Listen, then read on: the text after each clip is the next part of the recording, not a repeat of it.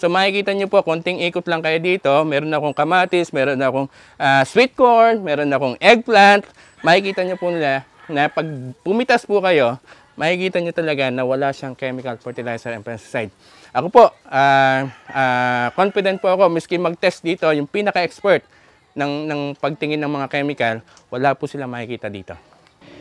Ito po yung tatlong issue natin. Container gardening, backyard, and rural farming.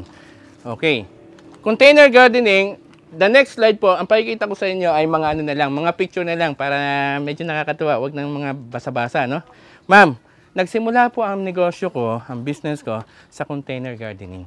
Sabi nila, ay, hindi ako makapagtayo kasi wala akong lote, wala akong lupa, wala akong space. Hindi na po reason yun. Sa totoo lang po, ang aming most of our market, client, yung iba po, condominium, yung iba, subdivision, exclusive. May konti lang silang lupa, konting wall.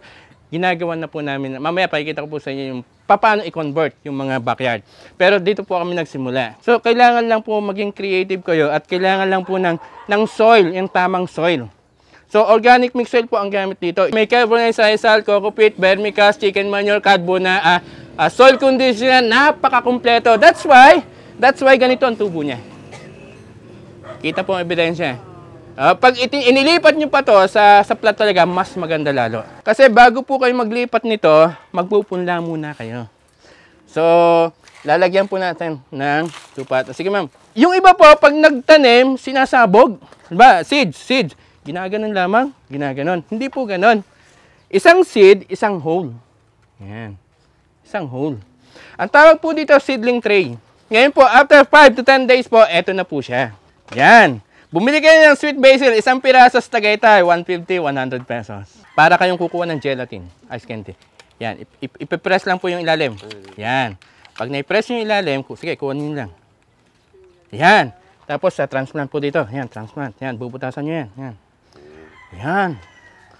Wala. Pag malaki na yan, 50 pesos. Pag malaki na yan, 150 pesos.